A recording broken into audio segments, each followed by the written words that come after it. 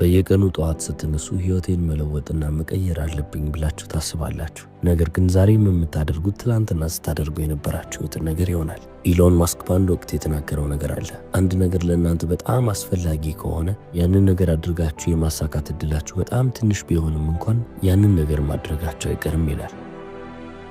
ስኬታማ በሆኑትና ባልሆኑት ሰዎች መካከል ያለውን ልዩነት ምንድነው ካላችሁ ዴይሊ አክሽንስ የሚባሉት ናቸው። በየቀኑ የምትተገብሯቸው ልማዶች ወይንም ደግሞ ተግባሮች። እነዚህ በየቀኑ የምትደጋግሟቸው ልማዶች ወይ ህይወታችሁን እያበላሹባችሁ ይሄዳሉ፣ አሊያም ደግሞ ህይወታችሁን መስመር እያስያዙላችሁ የተሻለ እያደረጉላችሁ ያልፋሉ። አቶሚክ ሃቢትስ የተሰኘውን መጽሐፍ የጻፈው ጸሐፊ እያንዳንዱ ምርጫችሁ፣ እያንዳንዱ ሃቢቶቻችሁ ወይንም ደግሞ ልማዶቻችሁ ወደፊት ላይ ለሚኖረው ማንነታችሁ ምርጫን እያስቀመጡላችሁ ነው ወይንም ደግሞ እየመደቡላችሁ ነው ይላል። ስለዚህ የራሳችሁን ህይወት ካሁኑ ተመልክታችሁ ሰው ወዴት እየሄደ ነው፣ እኔስ ሰው ወደሚሄደው መንገድ ላይ መሄድ አለብኝ ወይንስ በራሴ መንገድ ላይ ልራመድ ወይ ብላችሁ እያሰባችሁ ብትሄዱ ይሻላችኋል። አፕልን የመሰረተው ስቲቭ ጆብስ እዚህ ምድር ላይ ያላችሁ ጊዜ ሊሚትድ ነው፣ የተገደበ ነው። ስለዚህ የሌሎች ሰዎችን ህይወት በመኖር ጊዜያችሁን አትግደሉ ይላል። ከዛሬ 5 ዓመት በኋላ አሁን ላይ በምታደርጓቸው ሀቢቶች ምክንያት በጣም ደስተኛ የሚባል ህይወት እየኖራችሁ ላደረጋችሁትም ነገር ምስጋናን እያቀረባችሁ ታልፋላችሁ። አለበለዚያም ደግሞ ምን ሆኜ ነው እንደዚህ ህይወቴን ያበላሸሁት ብላችሁ መመለሳችሁ። ስለዚህ ስኬት የሚባለውን ወይንም ደግሞ ሰክሰስ የሚባለውን ነገር ባሰባችሁ ቁጥር ልማድ የሚለውን ነገር አይምሯችሁ ውስጥ እንድታስቀምጡ ትፈልጋለሁ። የልማዶች ጥርቅም ነው። በዚህ ዓመት በጣም አዲስ ነገሮችን መመልከት እፈልጋለሁ፣ ህይወቴ እንዲለወጥ እፈልጋለሁ ብላችሁ ተመሳሳይ ነገር እያደረጋችሁ ከቀጠላችሁ ባለፈው ዓመት የተመለከታችሁትን ህይወት ነው መልሳችሁ የምታገኙት። ምንም ነገር ካልቀየራችሁ ምንም ነገር አይቀየርም። ይህ በጣም መሰረታዊና ቀላል የሚባል አረፍተ ነገር ነው። ብዙ ሊሞቱ የደረሱ ሰዎች ላይ የተሰራ ጥናት እንደሚያመለክተው ከሆነ የአብዛኛው ሰው ጸጸት ምናልባትም ኮንተንት ሆኛለሁ ወይንም ደግሞ በህይወቴ ጠግቤያለሁ፣ ረክቻለሁ ብሎ ያሰቡ የሚመስሉና ፎልስ ሴንስ ኦፍ ኮምፎርት ውስጥ የሚቀመጡ ናቸው ይላል። ከምቾት ክልላቸው ላለመውጣት ብለው በቃ ይህንን ህይወት እኮ ስፈልገው ነበር፣ ያገኘሁትን ህይወት እየኖርኩ ነው ይላሉ። ነገር ግን በውስጣቸው ተጨማሪ ነገርን ይፈልጋሉ። ብዙ ጊዜ የሰማነው አንድ ታሪክ አለ። አንድ ግዙፍ ዝሆንና ቀጭኗ ገመድ። ዝሆኑ በዛች ቀጭን ገመድ ታስሮ የቆመ ነው። ለመራመድ ቢሞክር ራሱን ከዛች ገመድ ያላቀቅና ወይንም ደግሞ ይበጥሳትና ነፃ መሆን ይችላል። ነገር ግን ሙከራውን ሁሉ አይፈልግም፣ አይሞክርም። ለምን ከተባለ ከልጅነት ጀምሮ ከተወለደ ጀምሮ በዛች ገመድ ነው ታስሮ ያደገው። ስለዚህ ያቺ ገመድ ከድሮም ጀምሮ ለሱ ፓወርፉል ነች፣ አቅም አላት፣ ታስቆመዋለች።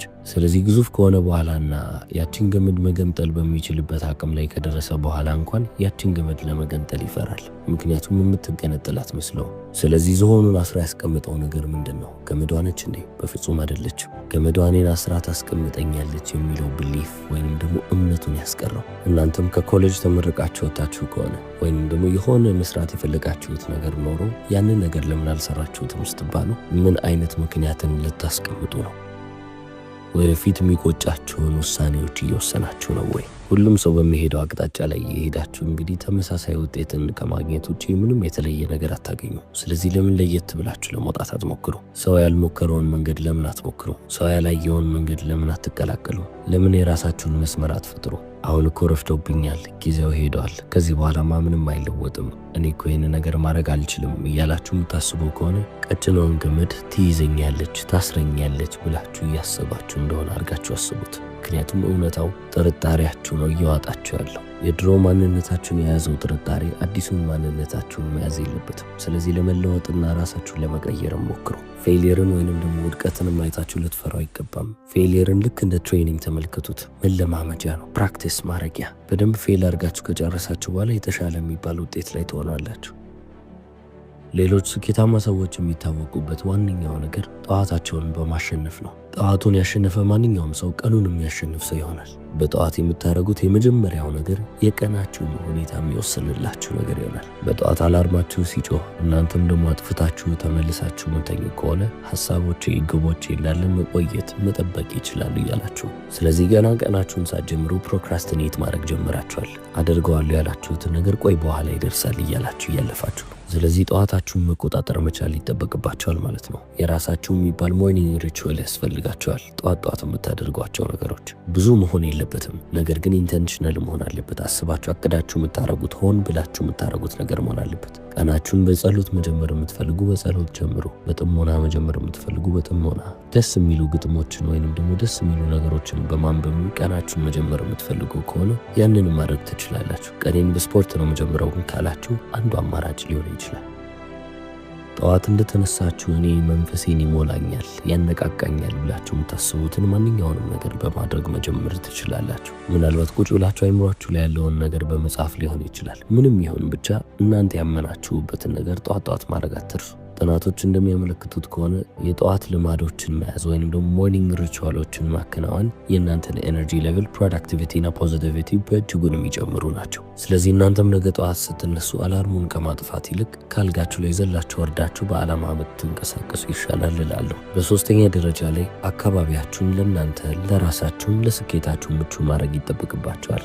በረሃ ላይ ሄዳችሁ የሆነችን ዘር ብትተክሉ ያቺ ዘር ፍሬ ስታወጣ ትመለከቷት። ምክንያቱም ትክክለኛው ቦታ ላይ አልተተከለችምና። እናንተም በህይወት ትላልቅ ነገሮችን የማድረግ እቅድ አለኝ ብላችሁ የምታስቡ ሰዎች ከሆናችሁ የራሳችሁን አፈር ለይታችሁ መምረጥ አለባችሁ። መገኘት የሌለባችሁ ቦታ ላይ ልትገኙ አይገባም። ዲስትራክሽኖችም የሚያዘናጓችሁም ነገሮች አያስፈልጓችሁ።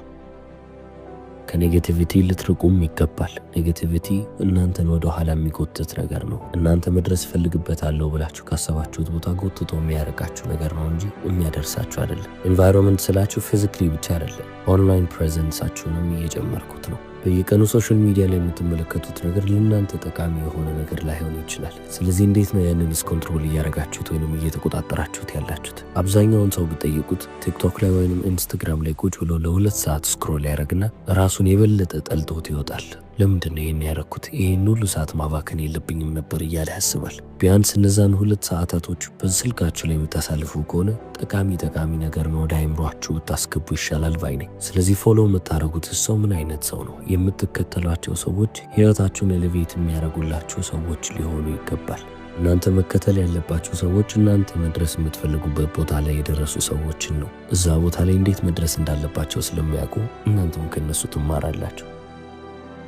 ወደ ፊዚካልም ደግሞ ስንመጣ አካባቢያችሁ ላይ ያሉ ሰዎች ምን አይነት ሰዎች ናቸው? ትልቅ ቦታ እንደምትደርሱ ምስክር የሚሆኑላችሁ ሰዎች ናቸው ወይንስ ደግሞ አንተ የትም አትደርስም፣ አንቺ የትም አትደርሺም የሚሏችሁ ናቸው? አብዛኛውን ጊዜያችሁን ከማን ጋር ነው የምታሳልፉት? እናንተ የአምስቱ ቅርብ ጓደኞቻችሁ ድምር ውጤት ናቸው። ስልክ ላይም የምትመለከቱትን ነገር ተቆጣጠሩ ያልኩት ለዚህ ነው። ሃርቫርድ ባወጣው ጥናት መሰረት ምንም አይነት ሶሻል ሚዲያ ላይ የምትመለከቱት ፖዚቲቭ የሆነ ፖስት ወይም ደግሞ አዎንታዊ የሚባል ነገር እናንተ ላይ አዎንታዊ ስሜትን ይፈጥራል። የምትመለከቱትም ነገር ኔጌቲቭ የሆነ ነገር ከሆነ ወይም አሉታዊ ከሆነ ደግሞ ስሜታችሁን አሁንም የሚበክል ነገር ይሆንባችኋል ማለት ነው። ስለዚህ ከቤተሰባችሁ ጀምራችሁ እናንተን የማይጠቅሟችሁ ሰዎች አካባቢያችሁ ላይ ካሉ ቁርጣችሁ ልታስወግዱ ይገባል። በቃ አያስፈልጓችሁ። ኔጌቲቭ የሆነ ነገርን ይዘውባችሁ የሚመጡ ከሆነ ከእናንተ ህይወት ቢርቁላችሁ ነው የሚሻላችሁ። የአይምሯችሁ ዘበኛ እንደሆናችሁ አትርሱ። አይምሯችሁ ውስጥ የሚገባው ነገር ህይወታችሁ መሆኑ አይቀርም። ስለዚህ አይምሯችሁን ጠብቁ።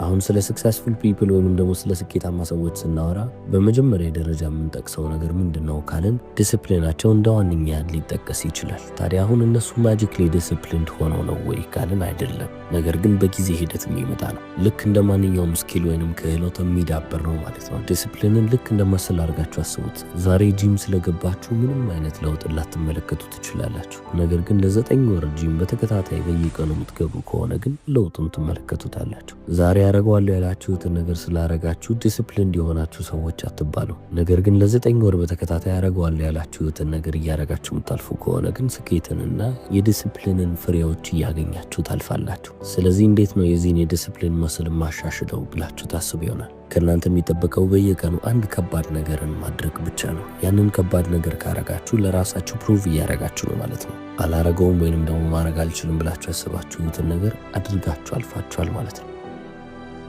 ስለዚህ እያንዳንዱ ቀን እናንተ ራሳችሁን የምታስመሰክሩበት ቀን ይሆናል። እኔ ከሰበቦቼ ከኤክስኪውሶቼ የተሻልኩ ነኝ ብላችሁ የምታሰምሩበት ቀን ነው። እንደዚህ እያረጋችሁ ባለፋችሁ ቁጥር እናንተ የራሳችሁን አይደንቲቲ እያሰፈራችሁ እየመጣችሁ ነው ማለት ነው። አያም ዲስፕሊንድ የሚለውን እኔ የግል ስነ ስርዓት ያለኝ ሰው ነኝ ብላችሁ እንድታስቡና በዛ በዲስፕሊን መንገድ ላይ የምትሄዱ አይነት ሰዎች ሆናችሁ እንድትቀሩ ያደርጋቸዋል። አንዴ ያንን አይደንቲቲ ተላብሳችሁ የምትንቀሳቀሱ አይነት ሰዎች ከሆናችሁ ደግሞ በራስ መተማመናችሁም ይጨምራል ማለት ነው። በራስ መተማመኑ ከፍ ያለ ሰው ደግሞ ራሱን የሚያሳዝን ራሱን የሚያስከፋ አይነት ሰው አይደለም። አረገዋለሁ ያለውን ነገር ማድረጉ አይቀርም። ማንም ሰው ሳይመለከተው እሱ ለራሱ ያስመሰከረው ነገር አለ። ስለዚህ አረገዋለሁ ብሎ ያረጋቸው ብዙ ነገሮች ስላሉ ምንም አይነት ቦታ ላይ በጠሩት ኢንቲሚዴትድ የሚሆን ወይንም ደግሞ የሚፈራ ከዛ ቻሌንጂንግ ከሆነ ነገር የሚርቅ አይነት ሰው አይሆንም። በቀጣይነት ማንሳት ያለብን ሀሳብ ደግሞ ብቸኛ ላለመሆን ነው። ብቸኛ ላለመሆን ስል ምን ማለቴ ነው? እቺን ጆርኒያችሁን እቺን መንገዳችሁን ለብቻችሁ ልታሳልፉ አይገባም። በኢንተርፕረነርሺፕ ዓለም ውስጥ ስትገቡ ወይንም ደግሞ በስራ ፈጣሪነት ዓለም ውስጥ ስትገቡ ምናልባትም ለብቻችሁ ልትጀምሩ ትችላላችሁ። ስኬትን ግን ከፈለጋችሁ ሰዎች በአካባቢያችሁ ላይ ግዴታ ያስፈልጓችኋል። ምክንያቱም የዛኔ ነው ውጤቶቻችሁ እየተባዙላችሁ የሚመጡት። ብቻችሁን ከሆናችሁ ከራሳችሁ ህይወት የምታርቁት ብዙ ነገር አለ። የመጀመሪያው ፊድባክ ነው። እናንተ የምትሰሩት ነገር ላይ አስተያየት የሚሰጣችሁ ሰው የለም። እገዛንም ታጣላችሁ። በተጨማሪም ደግሞ ከፊት ሆኖ የሚመራችሁም ሰው አይኖርም። ለምን? ለብቻዬ ልሂድ ስላላችሁ። እዚች ምድር ላይ ትልቅ የሚባል ስኬት ያገኘን ማንኛውንም ሰው ፈልጋችሁ አገኘው። ያገዘው የረዳው የሆነ ሰው አለ። ከመጀመሪያው እስከ መጨረሻው ለብቻዬ መራመድ ነው የምፈልገው ካላችሁ ራሳችሁን ለበርናውት እንዳዘጋጃችሁ አድርጋችሁ አስቡት። ሁሉንም ነገር መስራት የሚሰለቻችሁ ጊዜ ይመጣል። የዛኔ ደግሞ በቃኝ ብላችሁ እርግፍ አድርጋችሁ ታቆሙታላችሁ። ስለዚህ እዚህ መሰላቸት ደረጃ ላይ ከምትደርሱ ለምን ከመጀመሪያውም የሚያግዟችሁን እናንተን የሚያለመልሟችሁን ሰው አትፈልጉ። አንድ ከአፍሪካ የመጣ አባባል አለ። በፍጥነት መሄድ ከፈለጋችሁ ለብቻችሁ ሂዱ፣ ነገር ግን ሩቅ መሄድ ከፈለጋችሁ አንድ ላይ ሂዱ ይላሉ። ታዲያ አሁን የእኛም ግብ በፍጥነት መራመድ ወይም ደግሞ በፍጥነት መሄድ ሳይሆን እስከ ቻልነው ድረስ ሩቅ መጓዝ ነው። ስለዚህ ያንን ለማድረግ ደግሞ ሰዎች ያስፈልጉናል። አሁን ታዲያ ሰዎች ያስፈልጓቸዋል ስላችሁ ግዴታ ፊዚክሊ መሆን የለበትም። የኢንተርኔትና የኤአይ ዘመን ላይ ደርሰናል። ስለዚህ የሚያግዟችሁን ቱሎች ወይም ደግሞ መሳሪያዎች በየቦታው ታገኛላችሁ። መጽሐፎች አሉ፣ ቪዲዮዎች አሉ፣ ኦንላይን ኮርሶች አሉ። የሚያስፈልገኝ ነገር የታለ ብላችሁ የምትጠይቁበትና ሁሉንም የምትፈልጉትን ነገር ደግሞ የምታገኙበት ቦታ ላይ ናቸው። ስለዚህ በደንብ ተጠቀሙት። ሶሻል ሚዲያም ቢሆን እኮ መጥፎ አይደለም። ለበጎና ለጥሩ ነገር ከተጠቀማችሁ ጥሩ ነው። ነገር ግን ለጥሩ ነገር የማትጠቀሙት ከሆነ ነው መጥፎ። እናንተ እንዳጠቃቀማችሁ ማለት ነው። ኢንተርኔትም ልክ እንደዚህ ነው። አንድ ሁነኛ የሚባል ጓደኛም ካገኛችሁ ህይወታችሁ በእጅጉ ሊለወጥላችሁ ይችላል። በየቀኑ ያ ጓደኛችሁ እየመጣ ትላንት አደርገዋለሁ ያላችሁትን ነገር አድርጋችኋል ወይ ፈጽማችሁታል ወይ ማለቱ ብቻ በቂ ነው። ሁሌም ቢሆን ልታስታውሱት የሚገባው ነገር የህይወታችሁ ሂሮ ወይንም ደግሞ የህይወታችሁ ጀግና እናንተ ናችሁ። ነገር ግን ለብቻችሁ ነው ይህንን ሁሉ ነገር ማድረግ ያለባችሁ፣ ያለ ማንም የለም። ከዚህ በተጨማሪም አንድ ነገር ብጨምረላችሁ በቃኝን ልታውቁ አይገባም። እስፔሻሊም ደግሞ በትምህርት አሁን ሁሉም ነገር ገባኝ፣ ሁሉንም ነገር ተረዳሁት ያላችሁ ቀን ውድቀታችሁ የሚጀምርበት ቀን ነው። ማንም ሰው በቂ በሚባል ደረጃ ሊያውቅ አይችልም። ሁሉም ሰው እያወቀ መቀጠል አለበት። መማር፣ ማወቅ፣ አይምሮን ማስፋት የሚባለው ነገር የመጨረሻ ግብ ያለው ነገር አይደለም። ሁሌም ቢሆን እያደገ የሚሄድ ነገር ነው። በቃ አይምሯችሁን እያሰፋችሁ መቀጠል አለባችሁ። እቺ ዓለም አትቆምላችሁ። ማለትም ደግሞ ሁሌ ትለዋወጣለች፣ ሁሌ ትቀየራለች። እቺ ምድር ከተለዋወጠች ደግሞ ኢንዱስትሪዎቿም ሁሉም ነገር መለወጥ ይጀምራሉ ማለት ነው። ታዲያ ሁሉም ነገር እየተለወጠ እናንተ እንዴት አንድ ቦታ ላይ ትቆማላችሁ? ከዓለም እኩል እየተራመዳችሁ እናንተም ኤቮልቭ እያደረጋችሁ እያደጋችሁ እየተለወጣችሁ መምጣት አለባችሁ። ያንንም የምታደርጉት ደግሞ ራሳችሁን በማስተማር የበለጠ በማወቅ በተጨማሪም ደግሞ ለአዳዲስ ነገሮች ክፍት በመሆን ነው። አንድ የሚባባል አባባል አለ። ሰክሰስ ሊቭስ ክሉዝ ይባላል። ስኬት ፍንጮችን እየተወ ያልፋል።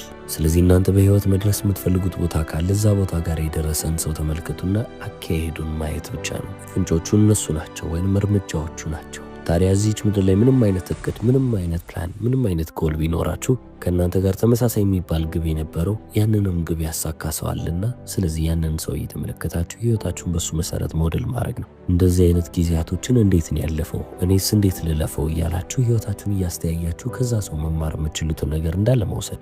ስለዚህ እናንተም በህይወቴ እያጋጠሙኝ ያሉት ችግሮች እነዚህ ናቸው ብላችሁ ተመልከቱና እነዛን ችግሮች ፈቶ ያለፈን ሰው ስታገኙ ከዛ ሰው መማር፣ ማወቅ፣ የተሻለ የሆኑ መሄድን እያወቃችሁበት ነው። ስለዚህ የታዋቂ ሰዎችን የህይወት ታሪክ ቁጭ ብላችሁ አንብቡ። እነዛ ሰዎች እናንተ መድረስ የምትፈልጉበት ቦታ ላይ የደረሱ ከሆኑ ታሪካቸውን በማንበብ ውስጥ ከህይወታቸው የምታገኟቸው የሆነ ነገር ይኖራል። ስለዚህ ኢንተርቪዎቻቸውንም አዳምጡ፣ መጽሐፎቻቸውንም አንድ በአንድ ልታነቡ ይገባል። ስለ እነሱ የተጻፈ ስለ ስራቸው ምንም አይነት ነገር ሊያመልጣቸው አይገባም። ይሄ ልማዳችሁ ሊሆን ይገባል። ሁሌም ቢሆን ከሰዎች መማር፣ ሁሌም ቢሆን ከሰዎች ማወቅ። ያስተምረኛል ብላችሁ ማታስቡት ሰው እንኳን በህይወት ትልቅ ትምህርት አስተምሯችሁ ያልፋል። ስለዚህ ሁሌም ቢሆን አይምሮአችሁ ላይ ልታስቀምጡ የሚገባው ነገር እኔ የተሻልኩ ሰው ለመሆን አይምሮዬን እያሰፋው መምጣት አለብኝ፣ አይምሮዬን እያጠነከርኩ መምጣት አለብኝ ብላችሁ አስቡ። አይምሮ የሚጠነክረው በጊዜ አፕዴት እየተደረገ ሲመጣ ነው። እያደጋችሁ አይምሮአችሁንም እያሰፋችሁ የበለጠ እያወቃችሁ ስትመጡ ጠንካራ ትሆናላችሁ። ከስኬታማ ሰዎች መውሰድ ወይንም መስረቅ የምንችላቸው ሀቢቶች በዚህ ቪዲዮ ተመልክተናል። እስከ መጨረሻው ስለተከታተላችሁልኝ አመሰግናለሁ። ቻው።